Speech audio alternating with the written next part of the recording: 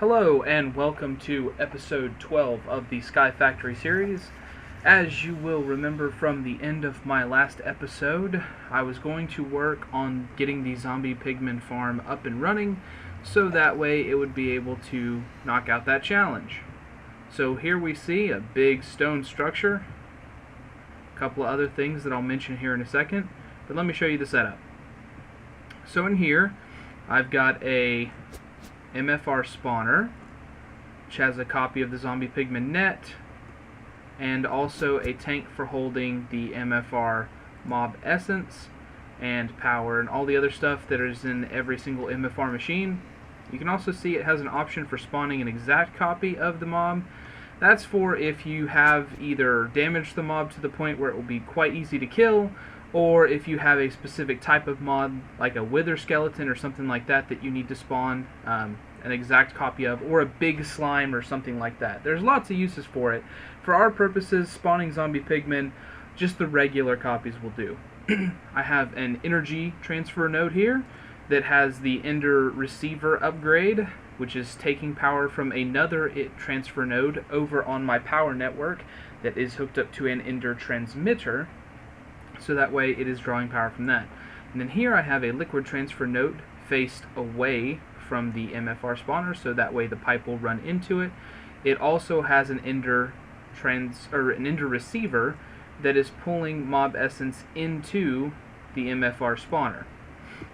Then if I come down here, you can see I have a vacuum hopper, the same kind of setup that I used on the original mob spawner, hooked into a transfer node for items, and on the bottom a transfer node for liquids, taking the experience and turning it into the liquid experience you can see over there, as well as hauling the items back down and dragging them over to the storage area. So you can see here, got quite a bit of zombie flesh, got quite a bit of gold nuggets, and quite a bit of golden swords and other such things that come from using the spawner there. I've had it running for about 45 minutes to test it out, just to make sure that it would be worth talking about, and that's how much gold, flesh, and items I've gotten. Almost all of that is from the pigmen in here. This is all stuff that came basically from the pigmen. I mean, maybe I had a few heads in here before. I think the carrot and the potato is from a normal zombie, but otherwise that's all pigmen. You can see here, to produce the mob essence, I have a sewer underneath an experience drain, or an experience shower, and a lever, because I have not figured out a way to automate it yet.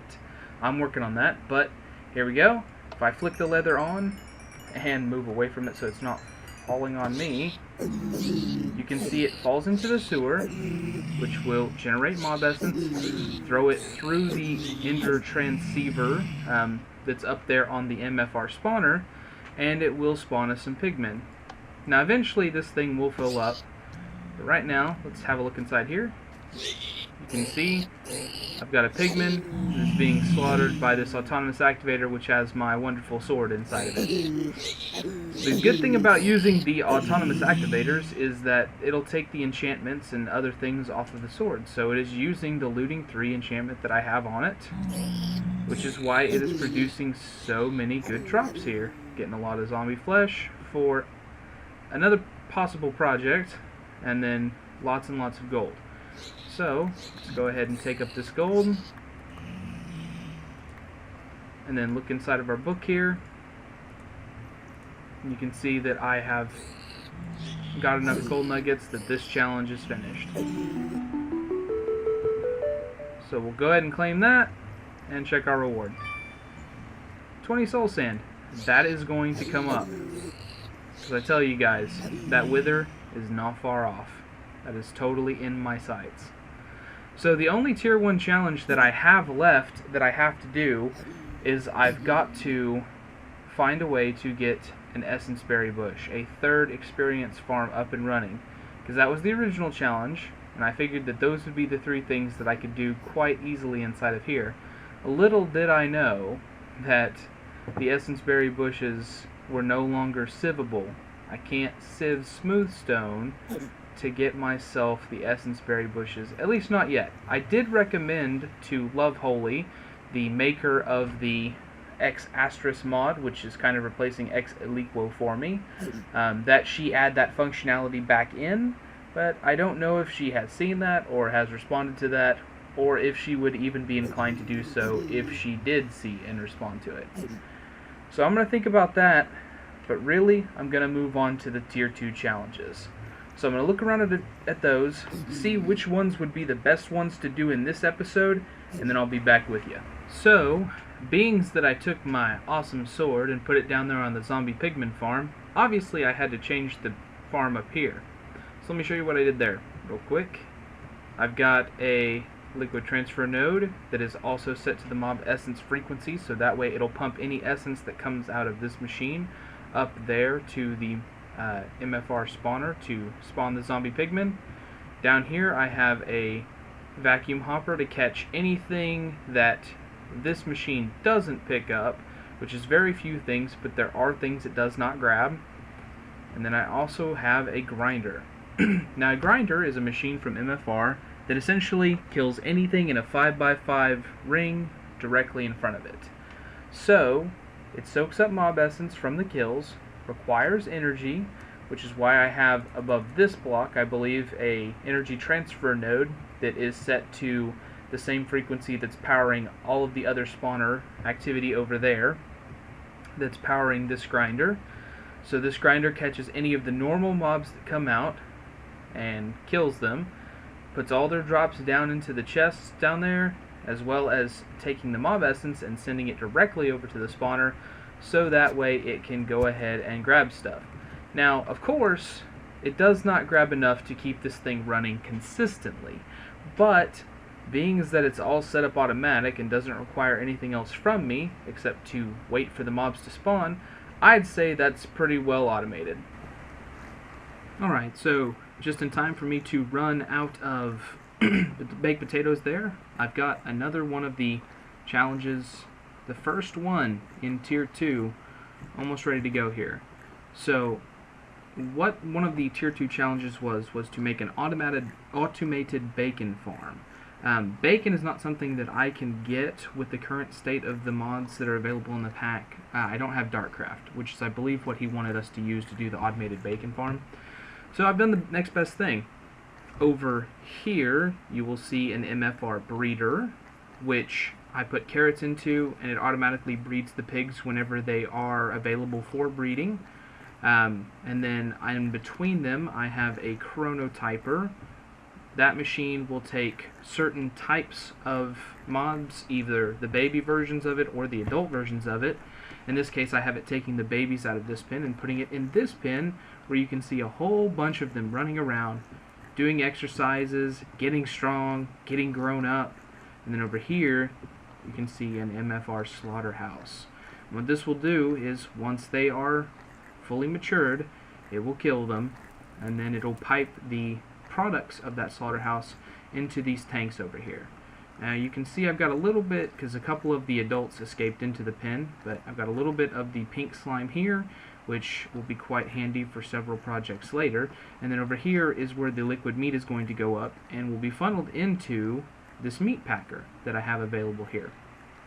I haven't set this part of it up yet because I'm waiting on some of the materials to build up, so that way I can check to make sure that the system is going to work the way that I want it to. Mostly so I can put a filter pipe up there, so that way that only the meat will go into one tank, only the liquid slime will go into the other tank. But let me show you the materials for them here. The meat packer is some bricks, machine block, plastic, and flint and steel. The slaughterhouse is several golden weapons, which was no problem for me to come across thanks to my zombie pigman farm to make that. And then the, let's find the breeder and chronotyper. Chronotyper right there. You can see that one's kind of expensive actually, but not for us now. We're at the point where we have a pretty good handle on our resources. So I got that one done. And then let's see, there's the breeder. And that requires a little bit of gold, some other fruits, vegetables, a little bit of the purple dye, and then that one is good to go as well. So now as before, I have found yet another way to make food not an issue. But it is going to be one of the required challenges. And then if we look in the quest book here at the challenge, you can see the last thing that I have to get is some cooked meat ingots, which is what the liquid meat will be turned into by the meat packer. So as soon as that's done, I'll be back to let you guys see it. And here's the last little addition to that, very small setup. I put in a vacuum hopper above the pen because when the pigs are killed, they drop pork chops. So let me just throw all these out there. They can go ahead and be sucked in. I've got this ender chest linked up to another one that's going into an ME interface, so all the pork chops will be imported into my network for, I'm sure, food uses a little bit later on. So as soon as I can get enough that I can really put that filter pipe over there to work, that I can actually sort out which juice, I'll call it, is going which direction, I'll be back to show you that meat packer. Okay, so I've got the full thing set up now because I have finally gotten enough slime and meat to be able to put something in the filter pipe. So you can see here I've got a meat bucket which is transferring all of the meat fluid down the yellow pipe. You can see the yellow pipe right here is the one that's going into the meat packer. The meat packer has liquid meat. It runs up the work. As soon as the work is finished, it makes a meat ingot. So here you can see I've got raw meat ingots, which they can be eaten and they do provide some sustenance, but not as much if you go ahead and cook them. If you do go ahead and cook them, then I believe they fill up 5 of the little drumsticks. So that's quite a good food as far as filling up your hunger bar goes. I think the saturation is not quite as good, so like you will get hungry faster off of it. But I'm not 100% on that. Saturation is one of those mechanics that I only kind of vaguely am aware of. But yeah, that's essentially the end of it, is the meat packer, which will turn it into the raw meat ingots. Now, of course, I'm going to leave this going until I run out of carrots, which probably not too far away, actually. No, I've still got a few stacks. I really need to set up some kind of automatic carrot farm. I might actually put that harvester and planter that I made a long time ago to use, because I just haven't found a use for those yet. But yeah, I'll have those funneling into here, so that way these pigs can continue to be bred, the chronotyper can drag them across, and then the slaughterhouse can kill them when they grow up, and then the meat packer will turn them into ingots for me. And the pink slime I have other uses for, and I will explain them as we get closer to being able to pull that off. But alright, I think I'm going to work towards another one of the challenges. Oh wait, actually, is the last part of the challenge to actually, have cooked meat ingots. Okay, so I'm going to cook up those meat ingots, maybe work towards another one while I'm waiting on that, and then I'll be back, guys. So here we go. Let's go ahead and claim that reward now that I've cooked up those meat ingots. And then the second one we're going to be working on is this unbreakable pickaxe here. And you can see I've already gathered the materials that's necessary for it. An obsidian pickaxe head, 7 of the large plates, a paper binding, and a thaumium tool rod, which is why I needed the thaumium. If we look at the second piece, we just need to put it all together. So first off, open this reward bag. A bow. Totally useless at this point, but oh well. Alright, let's step over here to the tool forge. We'll go to the pickaxe. We'll put together the pickaxe head, paper binding, the thaumium tool rod.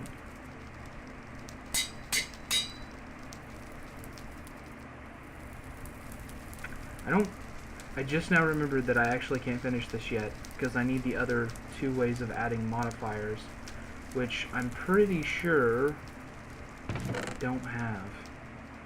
Let's take a look real quick. What are the things that add extra modifiers?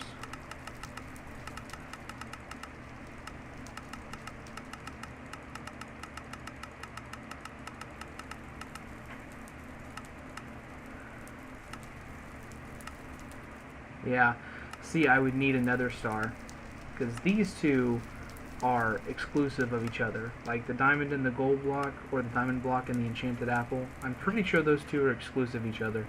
So I would actually need another star, and I don't have it yet. So I can't quite finish this one, but I can get as far as to it as I can. So how you make an unbreakable pickaxe is, first off, you start off with reinforced 3 by having an obsidian pickaxe head, and then by making a thaumium tool rod, that gives it 1 modifier extra. By using a paper binding, that gives it 1 modifier extra. So then the things that add levels of reinforced are the obsidian large plates. So if I put that here, you can see that it gets reinforced 1, which is on top of the 3 that I already have. So if I pull it out, you can see it says reinforced 4.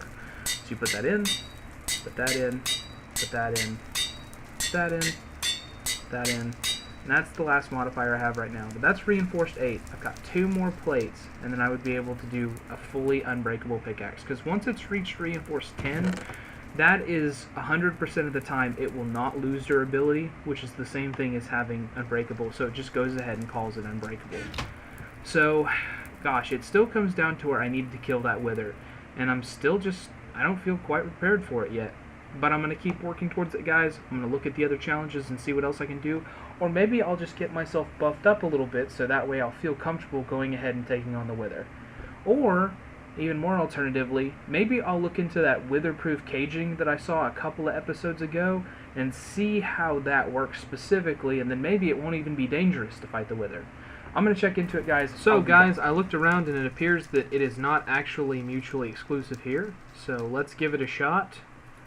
A diamond and a block of gold, plus this tool will give me 1 more modifier. And let's put it back. A golden apple and a diamond block, and that's another modifier. And that gives us enough modifiers that we can go ahead and finish off this unbreakable pick. So you can see there, it's got reinforced 7 in addition to the reinforced 3. That's all of the modifiers that are on it. And if I was to hold shift to look at the stats, you can see there that the duration, the effective durability, is infinite. That means that this pick will never break. I could pick and pick and pick and pick all day long, and it will never break. And so that is going to become my new pick. After I am able to put another star on it, I'll be able to get the luck that I had on this one. I don't really do much that requires me to have the luck, so honestly, I'm just going to go ahead and go with this one. And then if I do someday have another star that I can just throw away on something, then I'll put an additional modifier on this, and then I'll go ahead and put the luck back on it. But there we go, guys. That would be another challenge done. So let's come in here, go to the tier 2 challenges, grab up this one, and it says we're not done. Probably because of some strange NBT data issue that the quest book gives me. But guys, that's another challenge down.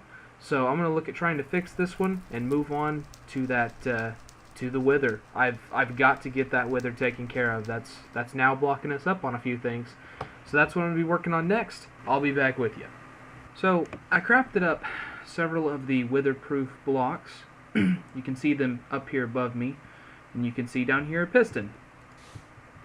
I'm pretty sure this is going to work. But I figured I would try it out for the first time on camera, because I like to live dangerously. Kind of nervous here.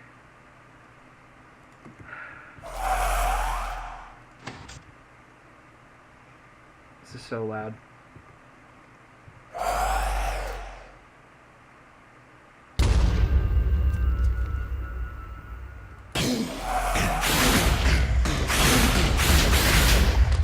Sorry for the noise, guys.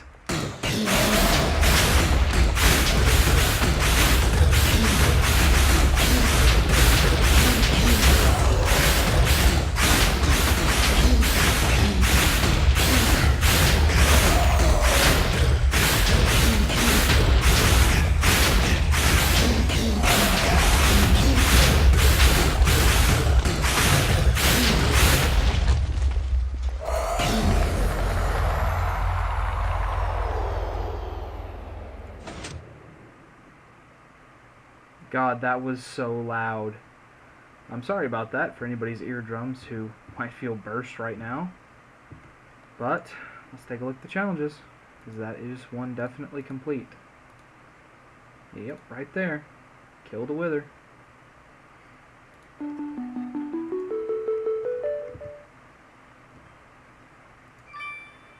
A bucket of water. Really though, it's this thing that I needed and this thing that I needed. This is going to help me do several projects that I have in mind. And this division sigil is not only needed for one of the quests, but is also something that is going to be very good to have. So I think that's a pretty good pace, guys.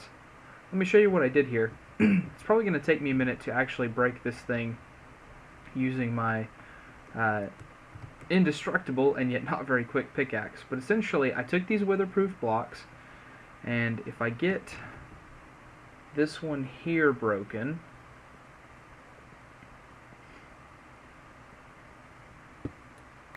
you can see that there's a hole in the middle of a whole bunch of put together. So I've got 2 layers of them here. Oh, turned off my jetpack. And then I've got one up above. And since I've got that hole in the middle, I can push the wither into it with the hopper, or the piston here. If I didn't have that hole in the middle, he would actually not go up into it at all. He would just treat it like it was a solid block and would not pass through it. The hopper, or piston, gosh, would actually pass right through him, and so he would still be standing right here, destroying the terrain around him. I actually came pretty far away from my base. If you guys remember back in that one episode, the really long platform I had to make to get out to the layer below the first to finish off that challenge, yeah, this is that platform. I just came all the way out here and put this stuff up so that I could not destroy my base if this went horribly awry. But since this went okay, I think I'll move it back towards my base and put everything back together over there in some room. Although, that's the only wither I'm going to kill on camera until I get to the point where I have to kill several of them for one of the Tier 3 challenges. Because there is a Tier 3 challenge that requires you to kill about 5 withers. So, having knocked that one out, I'm feeling pretty confident about the rest of the episode, guys. Feeling pretty good. I have to look at the quest book to figure out what to do next, but once I have something put together, I will definitely let you guys know by doing another update. See you then. So, having made it back over here to my base with my items, I've got to say I just noticed the episode length is getting a little bit up there, so I'm going to have to go ahead and call it here. I hope you guys enjoyed watching. We made some major progress today getting our first wither kill under our belts. I'm going to set up a location here for the spawner so that way I can do it around the base if I need to. If you did enjoy this episode, please do leave a like. It really helps me feel like I should continue doing this, like I'm actually making some progress here. Also, feel free to subscribe for more, as I'm going to continue going through all of the challenges until I'm finished or until something much better comes along. Thank you all for watching. Have a great day.